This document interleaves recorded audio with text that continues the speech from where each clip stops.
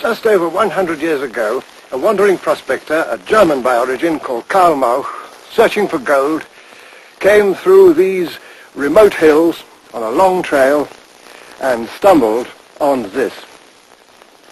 He was the first white man ever to see it. And what he'd found, though he didn't know, were the largest man-made structures in any part of old Africa south of the valley of the Nile. What were these mysterious ruins found so unexpectedly in the far interior of Africa? About the ancient history of the black peoples, nothing was remembered in the outside world or even known. Today, at last, we're beginning to learn. We know now that these great buildings stood at the heart of a powerful black kingdom. Within these almost overwhelming walls, the kings lived in royal seclusion, adding to their mystery according to the nature of kings. Invested with a religious as well as a temporal power, they were believed to embody the whole welfare of their people. A stone-built city in the heart of Africa, and yet the white people who first saw it were so blinded by their prejudices that they could not believe the evidence of their own eyes.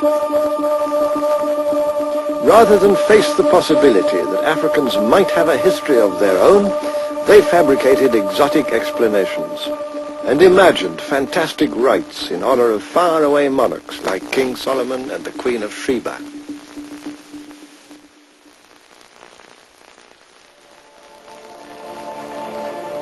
The famous German philosopher Friedrich Hegel had set the tone.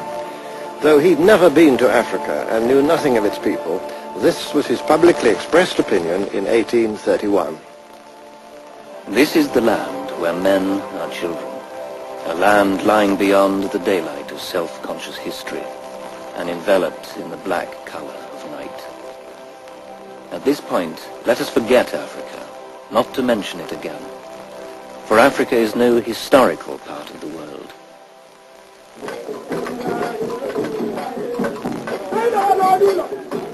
Hegel was not alone. His views were echoed widely. An English explorer who did know Africa and had studied some of its customs and languages, Richard Burton, had this to say. The study of the Negro is the study of man's rudimental mind. He would appear rather a degeneracy from the civilized man than a savage rising to the first step, were it not for his total incapacity for improvement. He has not the ring of the true metal. There is no rich nature for education to cultivate. He seems to belong to one of those childish races, never rising to man's estate, who fall like worn-out links from the great chain of animated nature.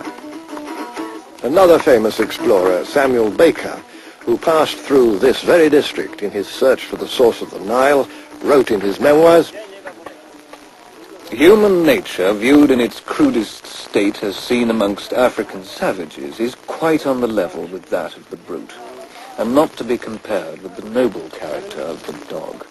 There is neither gratitude, pity, love, or self-denial, no idea of duty, no religion, nothing but covetousness, ingratitude, selfishness, and cruelty.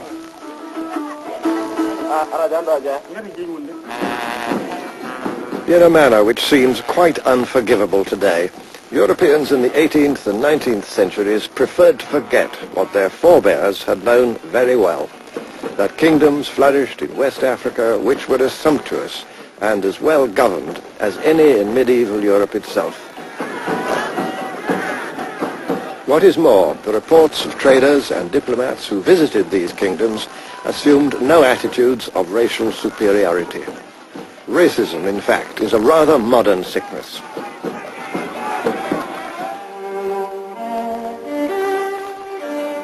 Nothing more clearly illustrates the change that was to come than the European art of the Renaissance, and earlier still.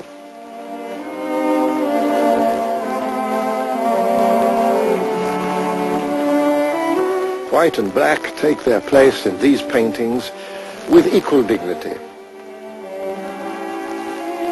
There's no hint here of what a later world was to call human nature in its crudest state.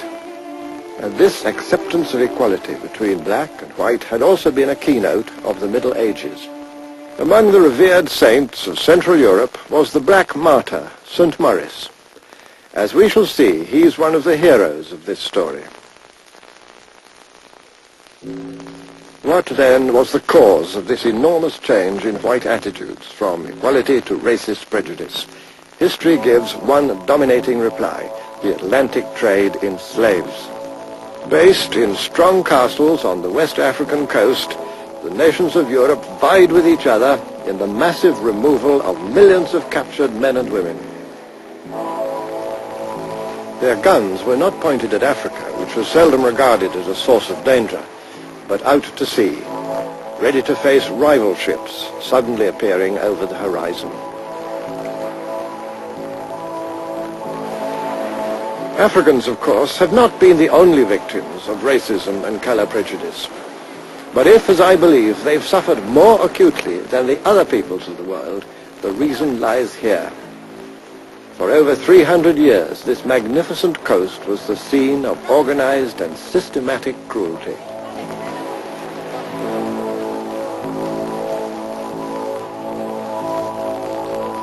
Year after year, black people were dragged from their homes into the white man's world of misery and degradation.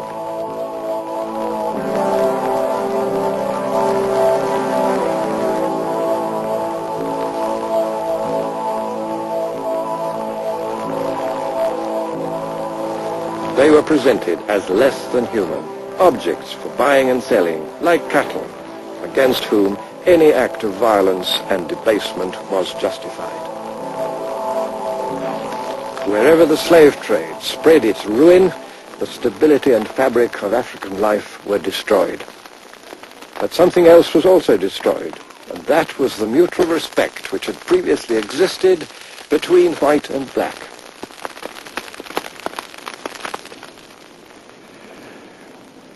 But after all, the slave trade ended a long time ago. Surely it's time to think again. Those old ideas about black inferiority were completely wrong, without foundation.